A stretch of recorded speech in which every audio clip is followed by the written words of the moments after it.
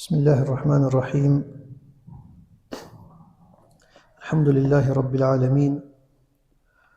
Wassalatu wassalamu ala ashrafil anbiya'i wal mursalin. Nabina Muhammedin wa ala alihi wa sahbihi afdalus salati wa atamut taslim. Me emrin e Allahut të falenderojmë vetëm për këtë ndihmë dhe falje kërkojmë Allahut, i lutemi të na ruaj për skeqjes së veteve dhe veprave tona. Cili do që Allahu udhëzon në rrugë të drejtë nuk ka kusht ta humb, cili do që devijon nga e drejta nuk ka kusht ta udhëzoj atë as kusht tjetër përveç Allahut.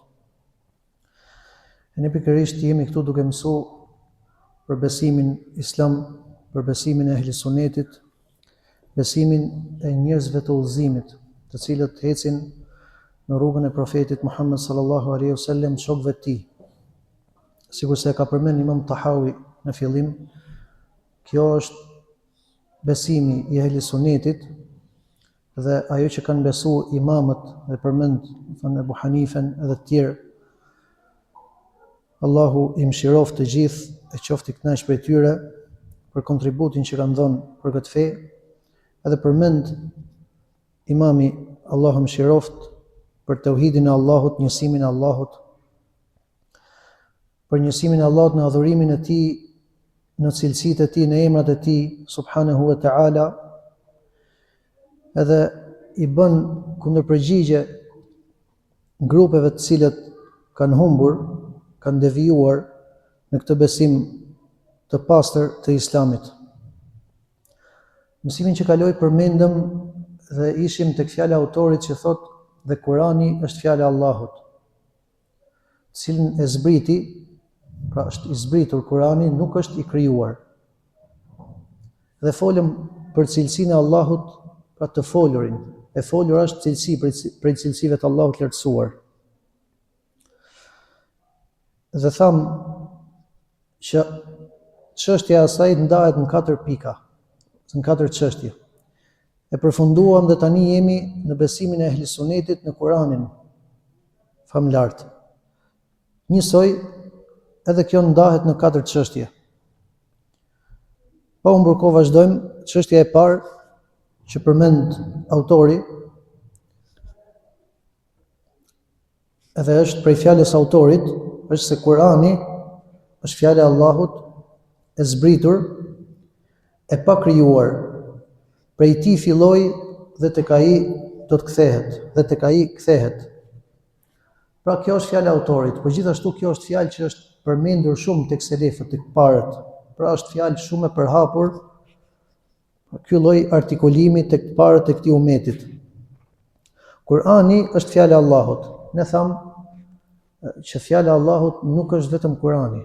Pra Kurani është prej fjalës së Allahut. Mirë, po fjala e Allahut është shumë, sepse Allahu ka folë në Teurat, ka folë në Injil, ka folë në Zebur, e kështu me radhë. Gjithashtu Allahu ka folur pra në të folurën e përcaktimeve, në të folurën e krijimit. Kur Allahu do diçka që të bëhet, thot bëhu dhe ajo bëhet. Pra kjo është e folur. E kështu me radhë. Pra e folura e Allahut është një koncept, po themi, shumë herë më i gjerë se sa thjesht Kurani. Edhe Kurani është prej fjalës së Allahut, por nuk është ai i gjithi fjala e Allahut lartësuar. Thot e zbritur, pra i zbritur dhe i pa krijuar. Kjo do na vi inshallah diskutim më i gjerë, dhe nuk do të ndalemi këtu me të, domethënë. Prej tij filloi. Kurani, fillimi i tij është prej Allahut lartësuar. Pra Allahu është ai i cili e filloi të folurën me këtë Kur'an. Pra Allahu është i pari që e foli këtë Kur'an. Dhe ky Kur'an u shfaq prej Allahut lartësuar. Kush mund të thotë pse e theksojmë? Do të vim inshallah sepse ka prej grupeve që e kanë kundërshtuar këtë gjë. Prandaj kjo gjë duhet të theksohet dhe ka rëndësinë e vet. Pra themi që Allahu është i pari që e ka folur këtë Kur'an, dhe këtë e pohojnë shumë argumente. Prej tyre është Tenzilul Kitabi min Allahil Azizil Alim. Kjo thotë është shpallja e këtij librit është prej Allahut të plotfuqishmit dhe të gjithdijshmit. Gjithashtu thotë Tenzilul Kitabi min Allahil Azizil Hakim. Ky libër është shpallur nga Allahu i plotfuqishëm dhe i gjithdijshëm. Tanzilun min hakimin hamid. Është i zbritur prej të urtit dhe të lavdishmit. Thot: "Walladhina atainahumul kitaba ya'lamuna annahu munazzalun min rabbika bil haqq." Ata që ne ua kemi zbritur, që ne ua kemi dhënë, thot Allahu, shkrimet e shenjta, e dinë se Kurani është me të vërtetë i zbritur nga Zoti yt. Thot Allahu: "Lakin haqqal qawlu minni." Por do të përmbushet fjala ime. Thot Allahu që ky Kur'an është fjala ime. Allahu ja atribon këtë Kur'an vetes vet dhe thot fjala ime. Qul nazzalahu ruhul qudus min rabbika bil haqq. Thuaj, atë pra Kur'anin e ka zbritur shpirti i shenjtërisë, pra Xhibrili alayhis salam, nga Zoti yt me të vërtetën. Pra Kur'ani është i zbrit prej Allahut. Dhe Allah është ai i cili e foli atë fillimisht, është i pari që e ka folur këtë Kur'an. Dhe shfaqja e tij pra që ja ka shpallur njerëzve, pra e ka shpallur profetëve, profeti sallallahu alaihi wasallam është prej Allahut. Dhe jo sikur se thonë disa njerëz të bidatit dhe devijimit që ky Kur'an Allahu e krijoi në Lauhil Mahfudh, pra në regjistrin e ruajtur, dhe Xhibrili alayhis salam e ka marr pjesë dhe ka zbritur profetit sallallahu alaihi wasallam. Ne nuk besojmë kështu, ne besojmë që Allahu e ka zbritur, ja ka folur Xhibrilit alayhis salam dhe ai e ka dëgjuar dhe ja ka thuar profetit sallallahu alaihi wasallam, por se do të vim inshallah. Thot dhe tek ai kthehet. Pra, kjo ka dy kuptime, që të dyja inshallah nuk bien ndesh me njëra tjetrën. E para, një nga domethënë është që gjykimi dhe përshkrimi i këtij Kuranit i takon vetëm Allahut. Domethënë, tek ai kthehet autoriteti për të sqaruar, gjykuar dhe për të zbuluar qëllimet e tij. Pra, ky është në theksim me fjalën e mëparshme që tham prej tij ka ardhur Kurani, pra prej tij ka filluar. Dhe nuk ka ndonjë dallim midis këtyre dy shprehjeve, por se synon domethënë përforcimin dhe theksimin e idesë, pra se gjithçka që lidhet me fjalën e Allahut buron prej tij dhe përfundon tek Allahu i lartësuar. Kuptimi tjetër është se në fundin e kohës, pra Kurani ka për të ngrit nga mushafet edhe nga zemrat e njerëzve dhe nuk do të ngelet prej tij gjë. Këtë e përmend në transmetimin që përmendet tek Ibn Majah, po edhe tek tjerë ku thuhet se në fundin e kohës, pra kur veprimi sipas librit të Allahut do të paksohet dhe njerëzit do ta braktisin udhëzimin e Kuranit, atëherë ai do të hiqet nga zemrat e njerëzve e do të hiqet edhe nga mushafet, e në këtë mënyrë nuk do të ngelet më Kur'an në këtë tokë. Pra, të dyja këto kuptimet janë sakta dhe e plotësojnë njëra tjetrën. Çështja e dytë, Kurani në çdo formë apo çdo mënyrë që trajtohet, ai prapë ngelet fjala e Allahut. Këtë e kuptojmë qartë o vëllezër nga fakti se fillimi i tij është prej Allahut lartësuar.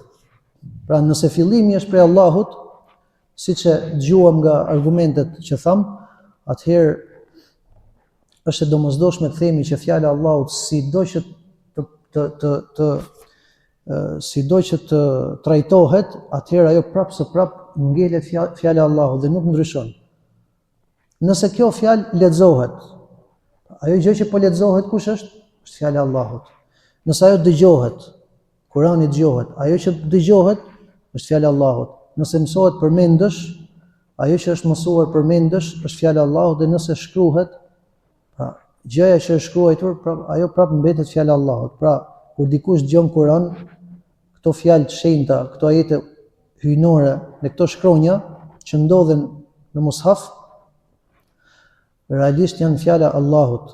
Dhe nuk flasim këtu, më thonë edhe do vim tek rregulli mbrapa. Pra, kur lexuesi lexon e lexuara, pra ajo gjë që po lexohet është fjala e Allahut. E nëse Kurani shkruhet diku në mushaf, fletush apo diku tjetër, ne prapë themi kjo gjë që është shkruar është shkruajtur fjala e Allahut. E kështu me radhë, thot Allahu: "Bel huwa ayatun bayyinatun fi suduril ladhina utul ilm." Pra ai thot Kurani është shpallje e qartë në zemrat e atyre të cilëve u është dhënë dija. Wa in ahadun min al-mushrikin istajaraka fa ajirhu hatta yasma'a kalam Allah. Thot, e nëse dikush prej dhujtarëve, o Muhammed, të kërkon strehim, ti strehoje në mënyrë që ai të dëgjojë fjalën e Allahut. Prej kujt do të dëgjonte ai fjalën e Allahut? Prej profetit sallallahu alaihi wasallam. E prapë Allahu thot që të dëgjojë fjalën e Allahut.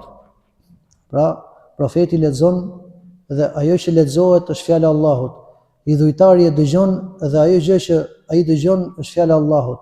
Pra Kurani në çfarë do lloj forme mbetet fjala e Allahut lartësuar dhe nuk e humb kurrë të cilësi, pavarësisht mënyrës transmetimit apo formës se si paraqitet. Ky rregull është themelor, është për ta sqaruar çështjen më tej. Sepse dhe në këtë çështje ka pas grupe që kanë hudh devijime. Rregulli që kanë përmend fjala i atribuohet atij që e ka thënë i pari, jo atij që e përcjell. Pra dikush përcjell një fjalë. Kjo fjalë e kujt është? Pra nëse dikush lexon një fjalë, nëse dikush përmend një hadith profetit sallallahu alaihi wasallam, thot innamal a'malu binniyat. Me të vërtetë punët janë sipas nijeteve. A do thot njëri që kjo fjala është e filanit që e tha? Absolutisht jo, do thot kjo është fjala e profetit, sepse hadithi është i profetit sallallahu alaihi wasallam. Çështja e tretë, rregull që kanë vendos për t'i kundërshtuar shumë prej grupeve të devijuara, kanë thënë fjala është e krijuesit, ndërsa zëri është i lexuesit. Kjo është kundërshtim i dyshimeve që hedhin shumë prej njerëzve të bidatit që thonë si që e ka thënë Kurani fjala e Allahut. Edhe fjalë që ka cilësi e tij thot, ndërkohë që njeriu lexon Kur'an. E sipas kësaj thonë i bi që njeriu të jetë i cilësuar me një cilësi prej cilësive të Allahut, që është Kurani thonë, sipas jush. Pra këtë e thonë njerëzit e bidatit. Si ka mundësi, përdesa ju thonë që Kurani është fjala e tij dhe fjala e cilësia e tij, ndërkohë që ju lexoni Kur'an thonë i bi që po e cilësoni veten me këtë cilësi për cilësive të Zotit. Themi që ky është interpretim, i gabuar, sa nuk ka më. Pasi rregulli që përmendëm është qartë që fjala i atribuohet atij që e ka thënë i pari, jo atij që e përcjell. Nëse dikush lexon Kur'an, thjesht po përcjell fjalën e Allahut. Nëse, siç thash, shembulli, do të përmendja unë hadithin e profetit. A do thot njeri që kjo është fjala jote? Jo. Ky është hadithi i profetit. Nëse unë them me të vërtetë punët janë sipas niyetit, sipas qëllimit. Pra unë thjesht po përcjell hadithin e profetit dhe nuk po them fjalën time, por se po them fjalën e profetit sallallahu alaihi wasallam. Çështja e katërt, Kur'anin e ka dëgjuar Xhibrili alayhis salam prej Allahut azza wa jall. Dhe profeti sallallahu alaihi wasallam e ka dëgjuar prej Xhibrilit alayhis salam. Midis Xhibrilit dhe Allahut nuk ka pas ndërmjetës dhe as midis profetit dhe Xhibrilit nuk ka pas ndërmjetës. Thot Allahu, dhe për këtë që thash selefët kanë rënë në ixhma, domethënë që ka fol Allahu, Xhibrili e ka dëgju dhe s'ka pas ndërmjetës.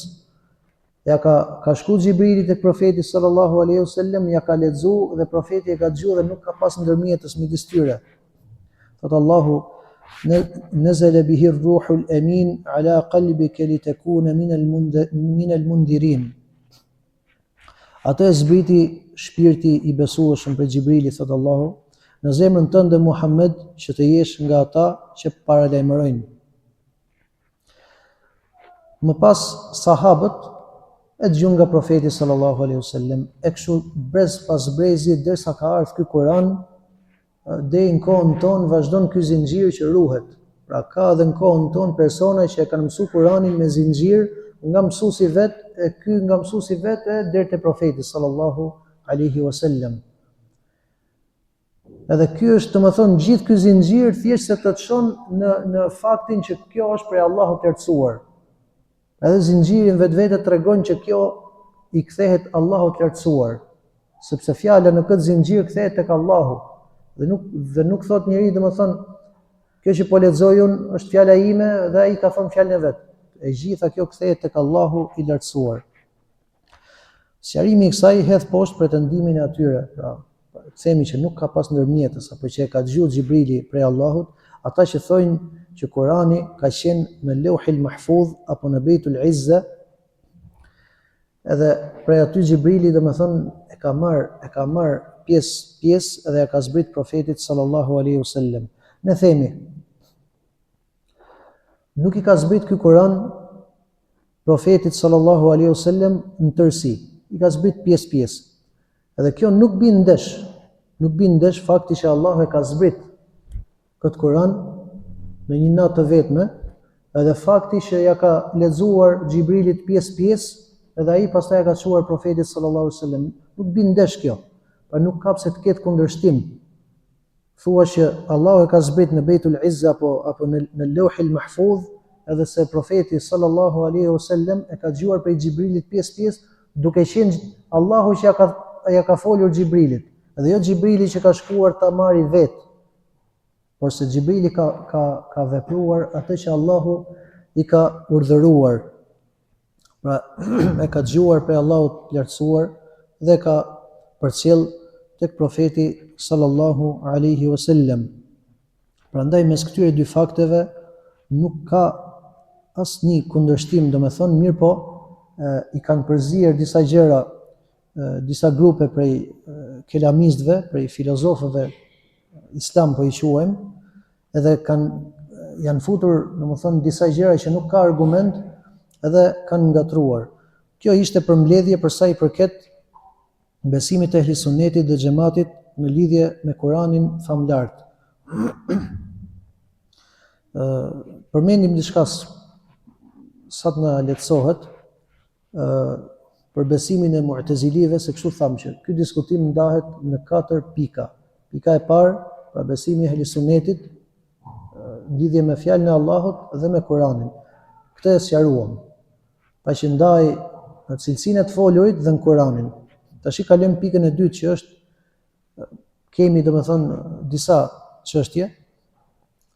E para domethënë është hyrje, është një lloj hyrje për të përcaktuar mendimin e Mu'tazilive dhe Xehmijeve në këtë çështje.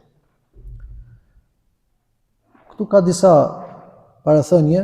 E para, Sheikhul Islam Ibn Taymija thot, Allahu mëshiroft, nuk ka kundërshtim, pra ka ra dakord ummeti islam se i pari që ka dal me këtë lloj pretendimi se Kurani është i krijuar, ka qenë Ja'd ibn Dirham dhe pas këtij Jahm ibn Safwan.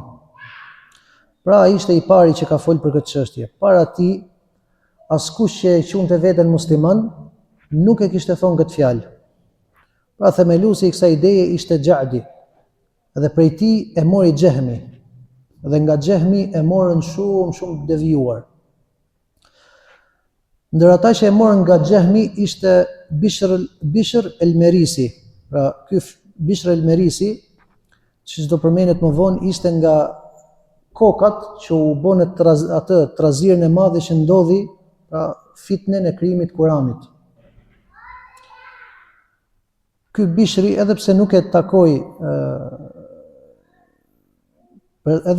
takoi personalisht, po e mori nga Jahmi, domethënë e mori me ndërmjetës. Pra Bishr el-Merisi nuk e ka takuar Jahm ibn Safwanin, mirë po e ka marrë këtë lloj mendimi me ndërmjetës. Shiva tani zinxhiri, subhanallahu, si vjen e keqja, domethënë zinxhir.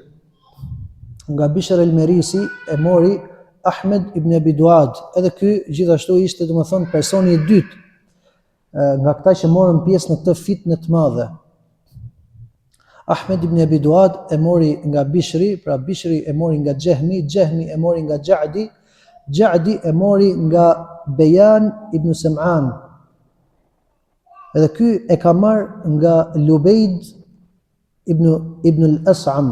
Ky Lubejd ibn al-As'am ishte jehudi, magjistar. Ky ishte ai i cili ka bë magji profetit sallallahu alaihi wasallam. Ndërsa këtë Bejan që thamë mori nga Lubejd hebreu, faktikisht e ka marrë nga Talut, i cili ishte nipi i Lubejdit, dhe ky është i pari që e shkrujti, pra ishte jehudi dhe ky ishte i pari që e shkrujti idenë se Teurati është i krijuar. Edhe ky e ka mësuar prej gjyshit vet, pra tham prej Lubejd jehudiut, se ai ishte magjistar dhe ishte i pari që foli me mendimin se Teurati është i krijuar. Pra subhanallahu, po ta shikosh, ky lloj besimi i keq nuk ka rrënjë në Islam. Por se rrënjën e kanë marrë, domethënë, dhe i është futur nga të devijuarit jehudi. Nga të devijuarit, domethënë, që i përkisnin një feje tjetër. Dhe ky është zinxhiri, domethënë, që përmenëm i devijuarve, i cili përfundon te krerët e kësaj ideologjie, domethënë, që janë hebrejt. Parathënia e dytë, mendimi i xehmieve dhe mu'tazilive, siç e dini ju, është mohimi i cilësive të Allahut lartësuar. Ato mohojnë cilësitë e Allahut. Ato mohojnë cilësinë, siç është e folura, edhe mohojnë, pra fillimisht mohojnë folurën, edhe mohojnë që Kurani të jetë fjala e Allahut të lartësuar.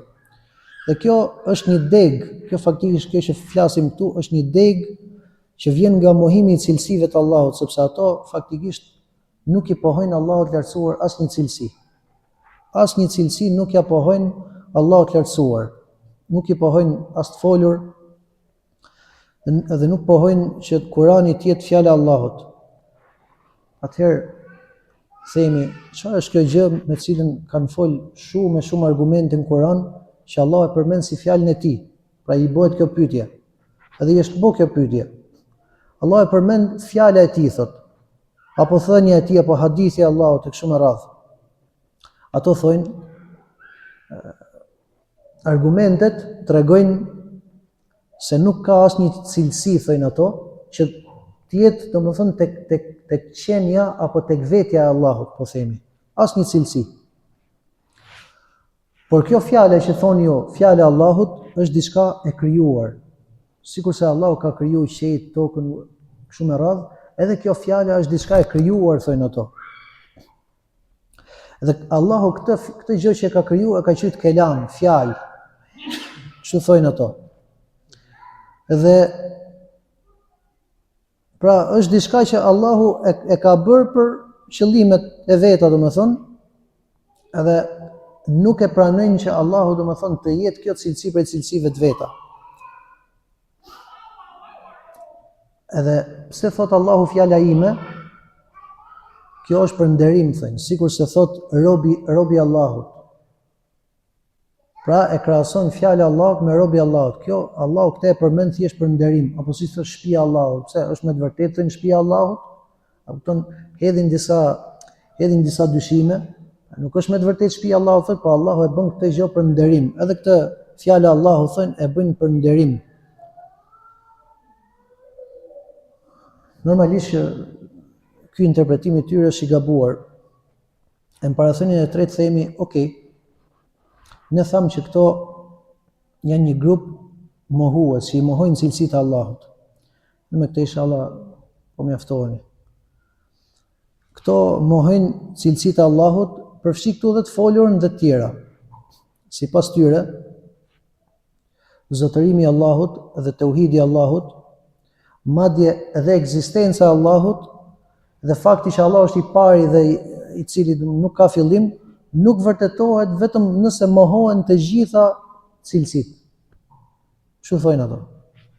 Nuk e di nëse e mani mend në temën e teselsulit, pra vargëzimit të risive, këto kelamistët patën një debat me filozofët. Pra shkurtimisht, ato thanë, për ta vërtetuar ekzistencën e Allahut, edhe fakti që bota e ka një fillim, çfarë thanë ato? Kemi këto sendet, domethënë fizike. Edhe kemi këto gjërat e tjera që ato i quajtun, po themi, ndodhi. Këto ndodhit, pra që janë cilësit që i mvishen gjës trupore, gjës fizike. Edhe që kur bashkohen këto cilësit me gjën fizike i japin jetë. Por se këto gjëra, domethënë cilësit, nuk mund bashkohen vetëm se me diçka që është e krijuar, thanë ato. Edhe duke e përngjasu Allahun, domethënë me krijesat, thanë, nëse ju thoni që Allahu ka këto cilësi që i kanë dhe krijesat, i bi që dhe ai është, i bi që ju po e boni dhe atë të krijuar, gjë që nuk e pranojnë ato. E duke qenë që nuk e pranojnë, thënë që Allahu nuk ka asnjë cilësi, por se ekzistenca e tij është, domethënë, pra duke mohu cilësitë thënë që ai është i veçantë. Pra nuk ka asnjë nga këto cilësi që ju thoni ju. Po ai ekziston ashtu siç ai e di, domethënë, edhe nuk ka asnjë lidhje me këto cilësi dhe gjëra që ju thoni. Pra ky është argumenti me cilin e ndërtuan këtë lloj devijimi.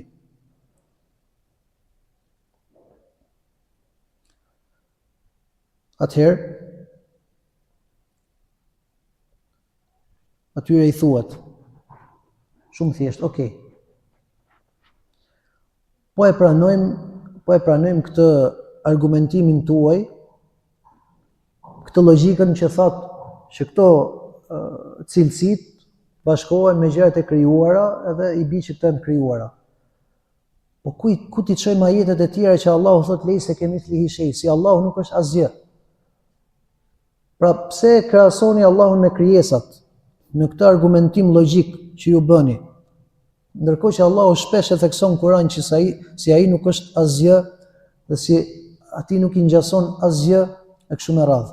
Pra e pranojmë këtë lloj argumentimi që bëni ju për krijesat, edhe që ato e kanë domethënë një fillim për shkak të këtij argumentimi, edhe pse është argument që nuk ka bazë. Po për hir të diskutimit themi e pranojmë. Po pse nuk i pranoni ajetet ku Allahu thotë lejse kemithlihi shay? Pasi Allahu nuk është asgjë dhe atij nuk i përngjason asgjë. Dhe si pasojë nuk mund ta përngjasojmë të njëjtin argumentim, nuk mund ta përdorim për Allahun, i cili domethënë atij nuk i përngjason asgjë. Pra ata e barazuan, edhe siç thash domethënë devijimi i tyre në esencë buron për shkak se ato e përngjasojnë Allahun me krijesat. E barazuan të krijuarin me krijuesin dhe çdo gjë që vendosën për krijesën e vendosën dhe për Allahun. Dhe kjo, më thonë, është zhytja që ato patën në antropomorfizëm, pra krahasimi i Allahut me krijesat.